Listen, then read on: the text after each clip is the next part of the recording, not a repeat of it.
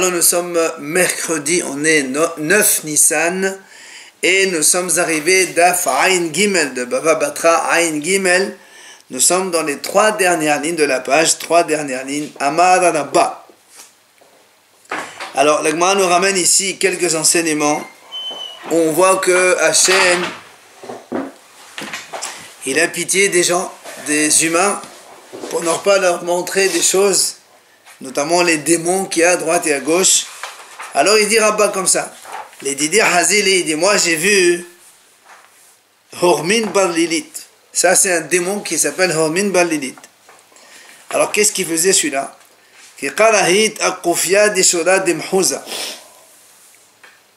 Il courait au-dessus de la muraille de la ville de Mhouza. Et Verahit Parsha, il y avait un cavalier qui il y avait un cavalier qui lui donc il cavalait en dessous de la muraille et il n'a pas pu l'attraper. Vela Yachille. Zimna Hada, il dit une fois, il dit donc Rabba il raconte, Zimna Hada Ava Mesal Ganetati Kodnaiti. Il avait ce démon de mulet. Mulet, c'est l'animal qui naît de le cheval et la laisse. C'est ça. Donc, Vikaiman et ces deux mulets étaient Atri Gisri de Rugnag. Ils étaient donc sur les deux ponts d'un fleuve qui s'appelle Rugnag. Donc il y avait un fleuve, il y avait un pont de part et d'autre, et il y avait donc deux mulets un mulet de chaque côté. Et et ce démon-là, il sautait d'un mulet vers un autre et il faisait donc des sauts de part et d'autre. Et c'est ça qui est extraordinaire. Il avait 2 verres de vin dans sa main.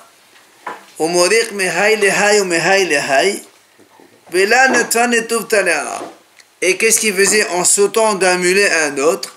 Il versait le verre du vin dans l'autre verre et il n'y a pas une seule goutte qui donc tombait par terre.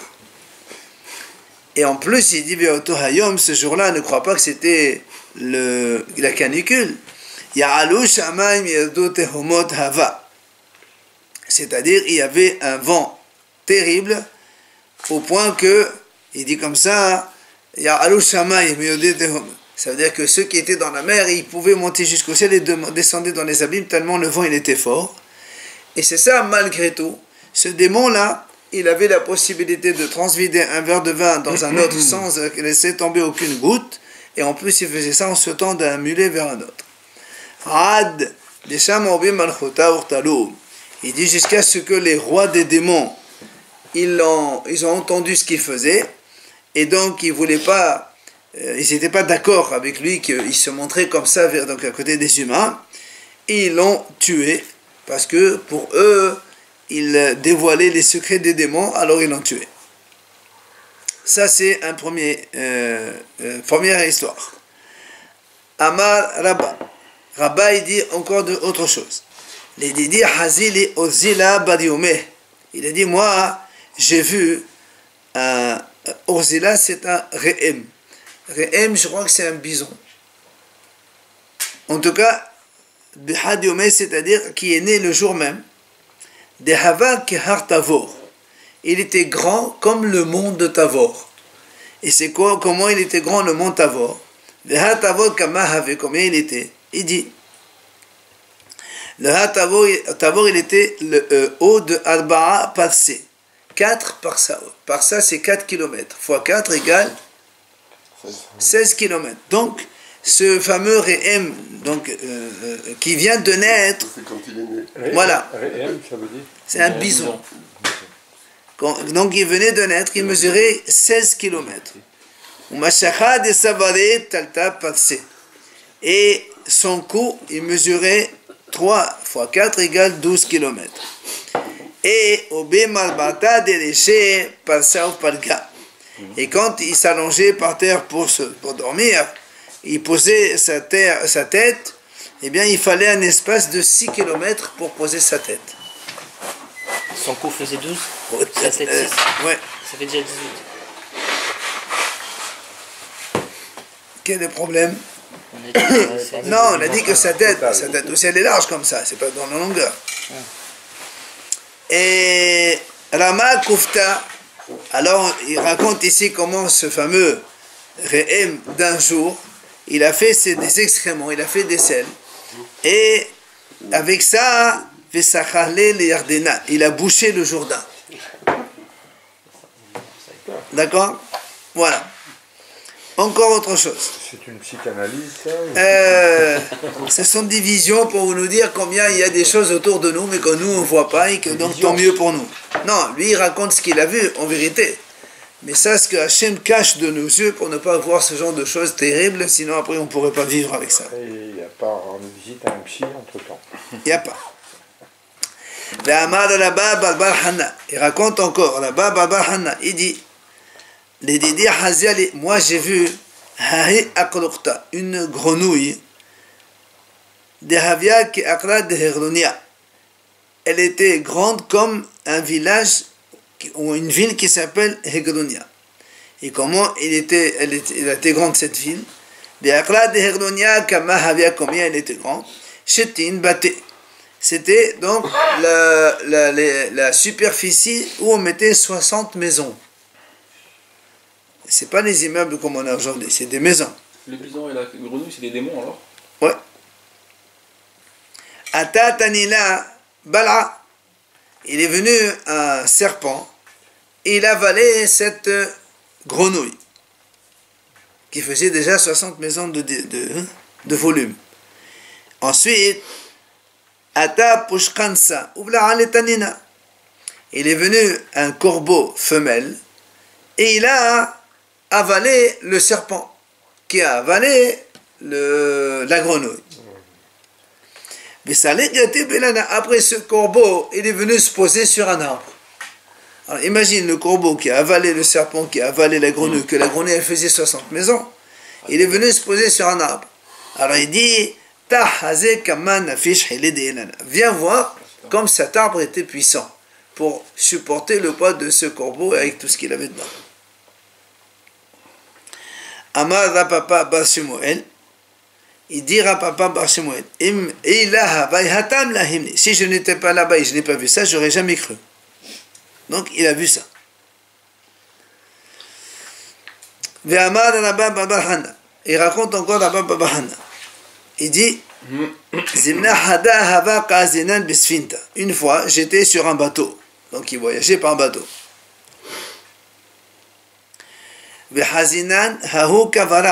J'ai vu un poisson. Il lui est rentré un reptile dans ses narines. Est-ce qu'il a les narines, le poisson? Enfin, dans ses... là où il respire. C'est?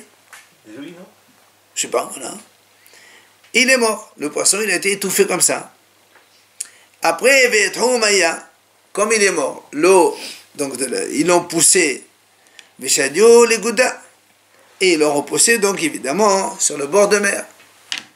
Et comme il a été jeté par la mer, alors,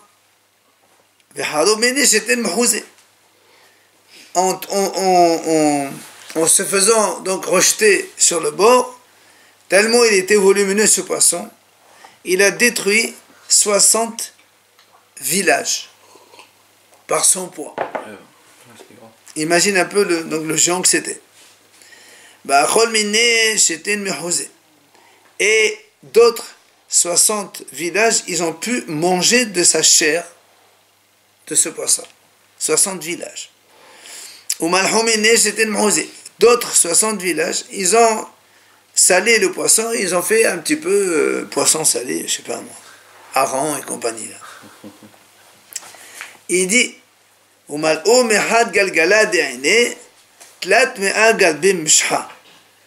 et de son œil seulement, on a pu remplir 300 cruches d'huile, rien que de son œil.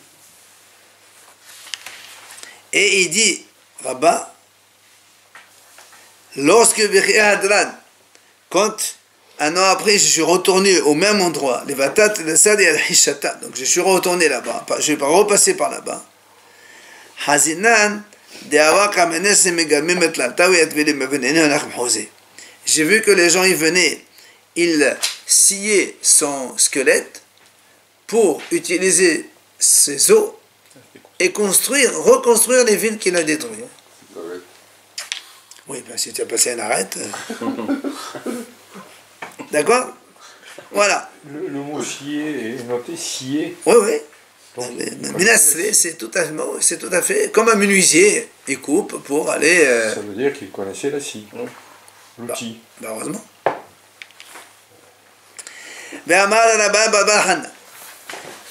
Il a dit Rabba Baba Hana, encore une autre histoire. Zimna Hada, une fois. J'étais donc sur un bateau.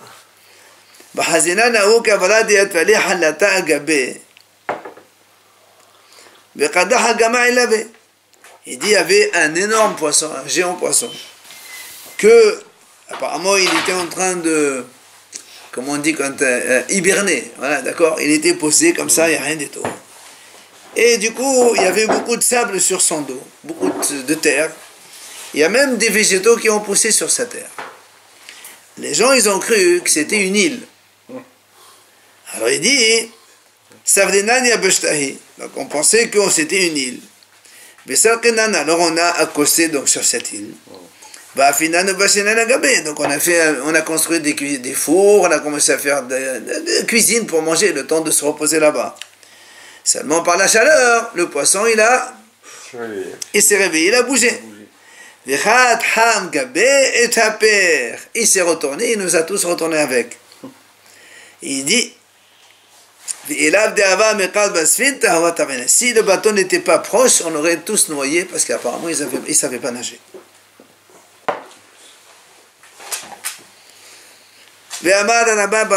Encore Rabba Baba Hana il raconte.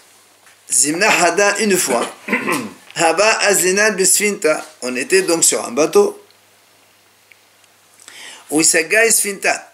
Bin Shiyasa li Shiyasa de Khwara. Tlata Yumeu Tlata Lilvata. Il dit que notre bateau, il a navigué pendant 3 jours et 3 nuits. Et tout ça, il était entre une arête et l'autre arête du poisson. La distance entre l'arête et l'autre arête, c'était un voyage en bateau de 3 jours. Imagine combien il était géant ce poisson. Et au Bisqifa, Ve'anan Bishipula. Le poisson, lui, il marchait contre le vent, mais nous, le bateau, évidemment, à l'époque, c'était avec le vent. La Messagas Fintatova. Et si tu me dis peut-être que le bateau, il naviguait doucement, doucement, il lui dit, Ravdimi Amar, Ravdimi, il dit, sache que le bateau, quand il naviguait, il allait à une vitesse telle que lorsque tu mets une bouilloire à bouillir, avec de l'eau à bouillir, le temps que ça bout, le bateau il a marché 60 fois 4 km, 240 km. Alors imagine la vitesse avec laquelle il marchait le bateau. Et tout ça il a fait en 3 jours et 3 nuits. Et tout ça c'était entre 2 arêtes du même poisson.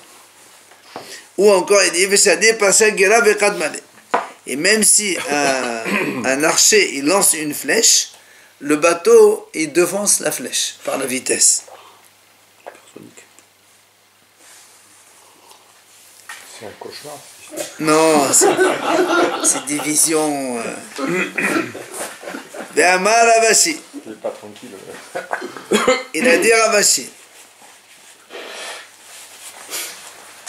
Ahou Gildanadi Amahavai. Ravashi dit ce poisson-là dont parle Rabba, il s'appelle Gildanadi Amahavai. C'est un petit poisson en fait, c'est pas un gros poisson. Ouais. Et parce qu'il a lui deux comment on appelle deux nageoires. Parce que les autres poissons, eux, ils n'en ont qu'un seul.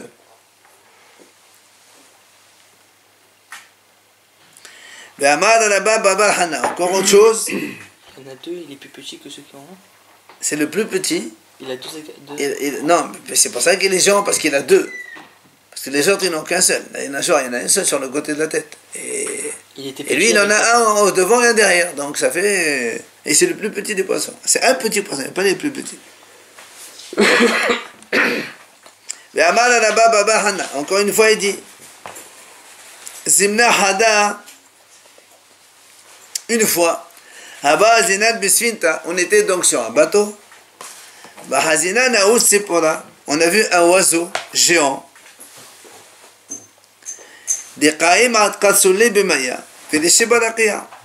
Sa tête, elle était jusqu'au ciel. Et ses pattes, ils touchaient l'eau. Et nous, on pensait vers les Kamaya.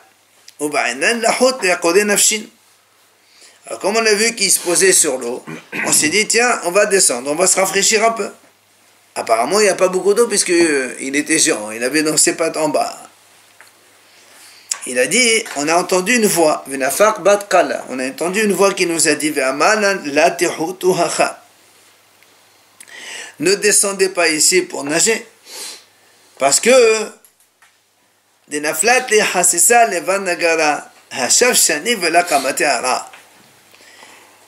leur a dit, il y avait ici un menuisier qui a fait tomber une scie, et la scie elle est en train de tomber, ça fait 7 ans, elle n'a pas encore atteint le sol.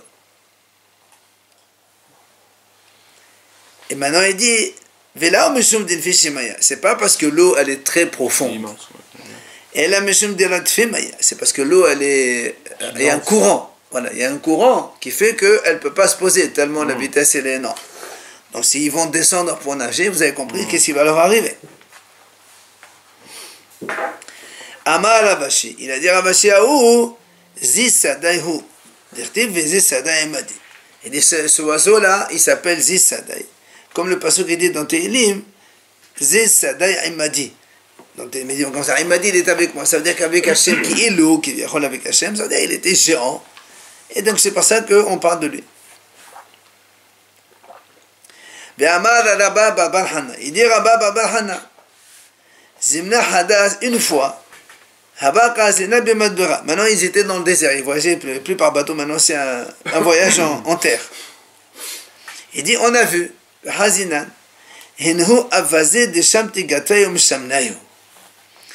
on a vu des oies, elles étaient tellement grasses que les plumes elles tombaient. Les plumes elles tombaient. Et non seulement ça, tellement ils étaient gras que quand les plumes elles tombaient, elles ont formé un fleuve d'huile. Oui, un petit peu. Amin alhu. Alors il dit, moi je leur ai dit à ces oies, est-ce que nous on a une part dans le monde futur comme vous, avec vous là-bas? Puisque si elles sont comme ça, ça veut dire que, imagine, elles sont grasses, tellement grasses que apparemment elles viennent d'un autre monde, quoi. Alors qu'est-ce qu'il dit? Alors quand il leur a posé la question, il y a une oie qui a elle a soulevé l'aile, et l'autre, il y a une autre oie qui a soulevé la cuisse. Alors il dit, en fait c'est un rems comme quoi ils lui ont dit, oui, il a une part dans le monde futur. Mais seulement il dit, quand je suis venu et j'ai raconté ça à Rabbi Lazar, Amali il m'a dit, le peuple d'Israël, ils vont être jugés, accusés pour ça. Quoi? Parce que à cause de leur péché, le Mashiach ne vient pas, et ces oies, elles souffrent, évidemment, tellement elles sont grasses, elles souffrent. Alors, c'est un peu de notre faute. Pourquoi elles souffrent? Parce qu'elles sont grasses? Parce qu'elles perdent leurs ailes, elles ne peuvent pas remonter là où elles sont. C'est mal qu'Avra de traiter à Tokaté à Kanava el Salté. Il raconte ici autre chose. Et Amad Rabba Babarhana, il dit, Zimna Hada, une fois, Habaq Azlinan Bimadbira. J'étais, donc, on voyageait donc sur la terre, donc dans le désert. Il y avait avec nous un bédouin qui voyageait.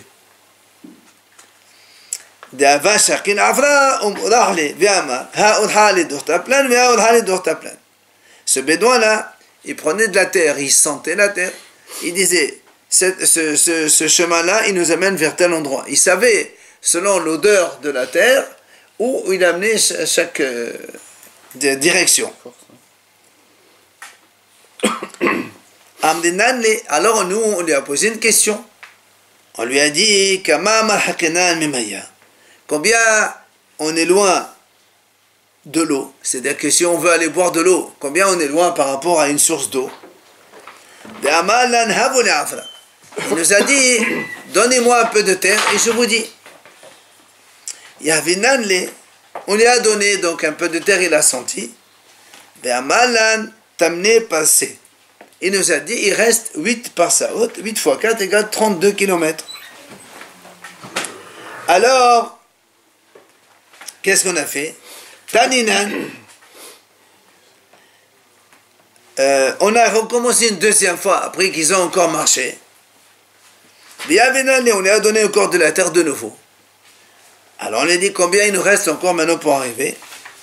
Il ne nous reste plus que 3 par Saout, 12 km pour arriver à une source d'eau. Alors il raconte Rabba Babahana. Ils ont voulu le piéger à ce bédouin. On lui a montré de la terre qu'on avait auparavant, dans laquelle il a senti, il a dit, il restait encore 8 fois 4, 32 km. On lui a donné de nouveau maintenant, après qu'ils ont avancé encore.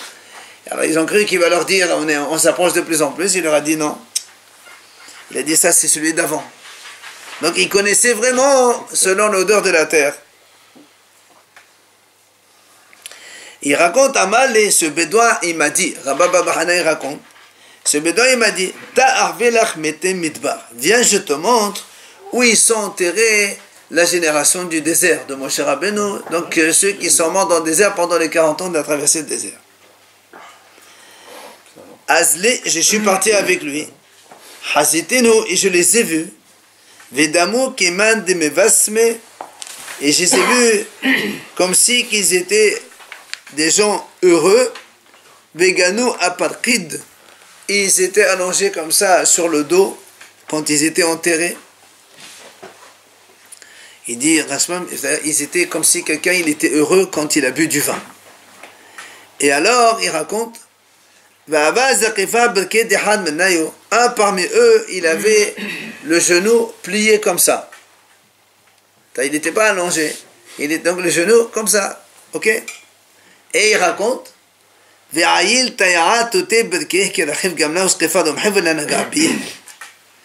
et dans cet espace-là où il y avait le genou plié, il y a un bédouin qui est passé alors qu'il était sur un chameau et avec son lance dans la main, il n'a pas touché le genou. Imaginez la hauteur de sa jambe. Ça, c'était la génération du désert.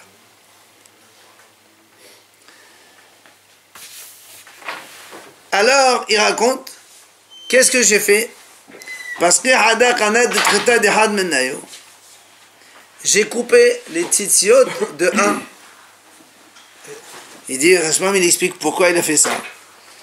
Parce qu'il dit, il voulait savoir ce que la halakha est comme Bet Shammai ou Bet Hillel par rapport aux tzitziot. Bet Shammai et Bet Hillel, ils sont hankim là-bas dans Mnachot. Bet Shammai, ils disent, il faut 4 fils de bleu azur. Et Bet Hillel, ils disent, il faut 3 fils de bleu azur. Donc lui, il voulait prendre un échantillon, comme ça il montre au Chachamim de la Yeshiva, et là-bas on va trancher la halakha les conquis. Le problème c'est que Vela va Mestagilan. Depuis qu'il a pris ça, les animaux ne voulaient pas avancer d'un millimètre. Amalé, alors le bédouin il m'a dit, oh, parce que lui, le Rabba Babahana, il n'a pas montré au bédouin comme quoi il a coupé un truc. Alors il dit, oh, dis-moi, dis-moi, il dit, attends, tu as pris quelque chose chez eux? Hadré, rends-leur.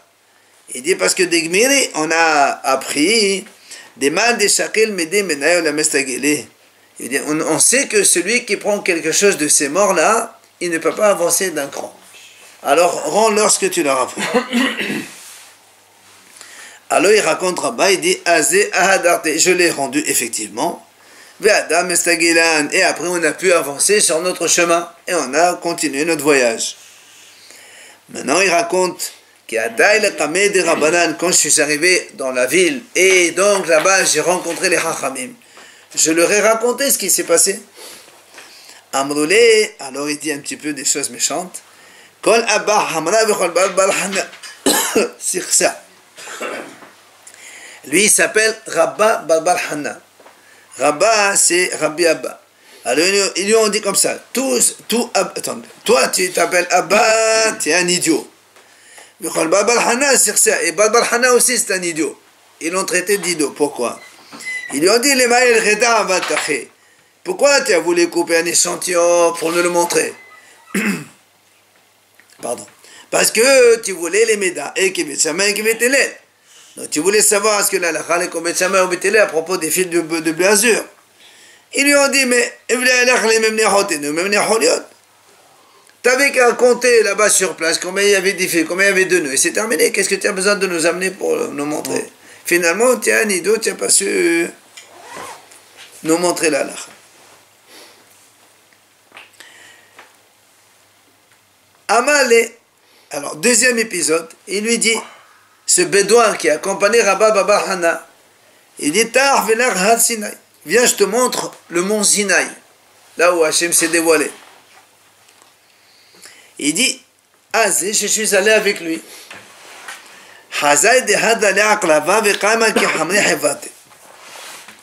Il dit, on est arrivé là-bas, j'ai vu des scorpions qui entouraient le mont Sinaï. Ils étaient géants comme des ânes blancs. Des scorpions comme des ânes blancs. Et alors, il dit, Shamati bat kol, j'ai entendu une voix. Donc Rabba Bahana, il dit, j'ai entendu une voix du ciel. Chez Omeret, qui disait comme ça. Oili shenishbati. Achav shenishbati, mi meferli. Malheur à moi que j'ai juré. Et maintenant que j'ai juré, qui c'est qui va pouvoir m'annuler mon serment? Il entendit comme ça une voix. Il n'a rien fait. Et alors, il raconte maintenant qu'il a taillé les kamé des Rabbanan quand il est arrivé en ville. Donc, il a raconté ça au Chachamim.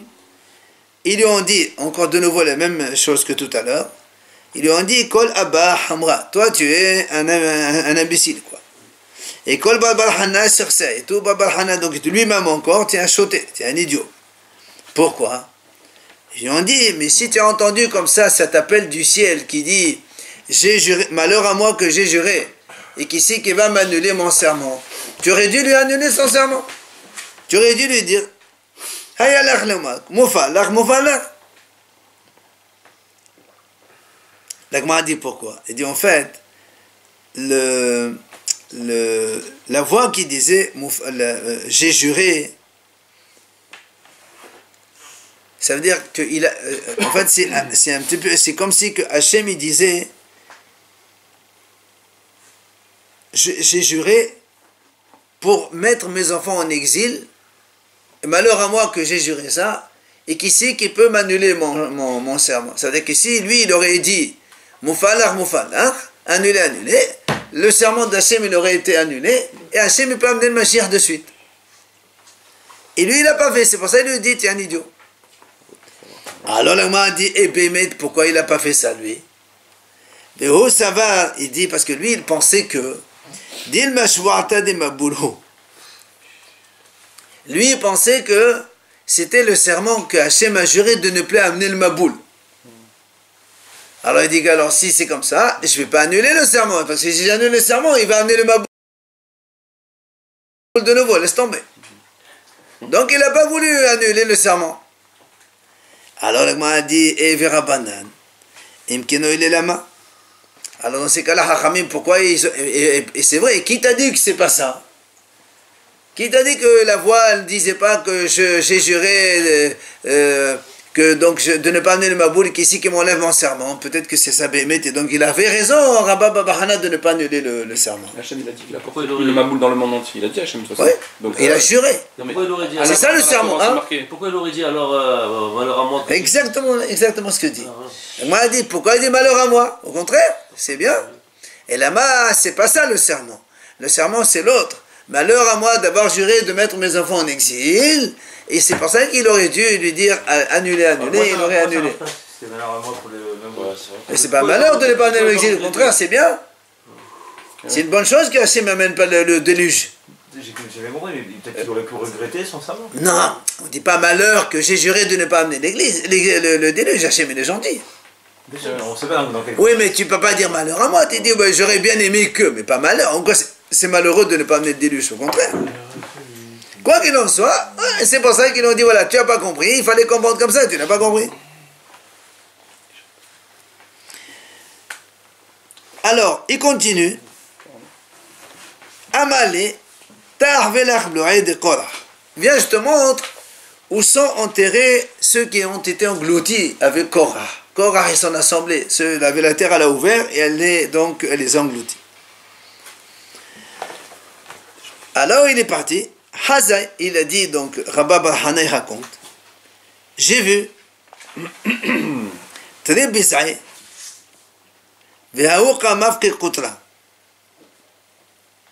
j'ai vu donc deux Bekaim, c'est-à-dire deux vallées, desquelles il sortait de la fumée.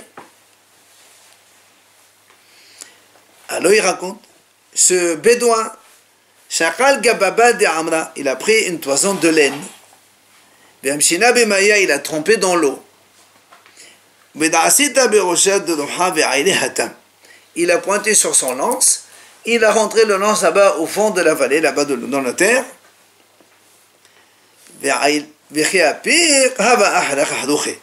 Et quand il a sorti, la laine elle était brûlée. Pourtant elle était mouillée avec de l'eau, et pourtant donc elle est sortie brûlée. Ça veut dire en bas il y avait l'enfer.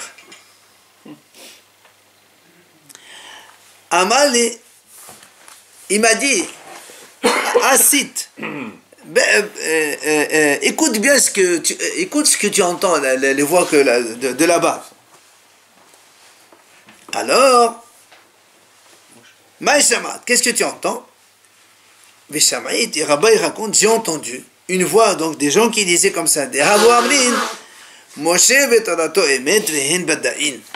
Il disait, la voix disait de là-bas, il entendait la voix du fond de la terre, là-bas qui disait, Moshe et sa Torah sont vrais, et eux, donc Korah et ses hommes, ils sont des menteurs. Amalé, et il m'a dit ce bédouin, sache que, Kol tlatin yomi mehda leho gehenam leacha, kebasa bakalahan, be'amre hachi, Moshe vetorato emet, vehen baddain. Il dit, sache que, tous les 30 jours, on entend la même chose. C'est comme quelqu'un qui retourne la viande dans une bouilloire. Donc quand on a dans une casserole, on fait la cuisine. Alors des fois la viande elle est en bas, on la monte en haut, et celui en haut, il en met en bas. Comme ça fait cuire de façon homogène. Ben, il dit la même chose. Eux aussi, ils subissaient la même chose. Donc dans l'enfer, ils se retournaient. Et à chaque fois, une fois tous les 30 jours, ils viennent, ils disent, Moshe émet, Moshe il est vrai et sa Torah est vrai. Et c'est eux les menteurs. Amalé, encore de nouveau, il m'a dit, Ta'ar velach, donc le bédouin, Ta'ar velach, hecha de nashke al'aout qi'a ahdadi. Viens, je te montre le point où culmine la terre et le ciel. Hein? Ben là où il se touche la terre et le ciel. Eh ben, alors il dit, Shakalta le seltaï, j'ai pris un panier, donc mon panier où il y avait du pain. Il dit, je l'ai posé dans une fenêtre du ciel. Admaslina, après que j'ai fini, j'étais en train de prier, je l'ai cherché, je ne l'ai plus trouvé. Amenale et Kaganavi, je lui ai dit comment, il y a des voleurs ici maintenant? Amali, et le bédouin, il m'a raconté, il m'a dit non.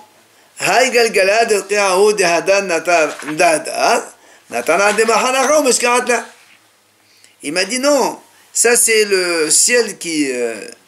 enfin, il y a, les astres qui tournent. Et donc, il m'a dit, reste ici jusqu'à demain et tu retrouveras au même endroit ce que tu as laissé.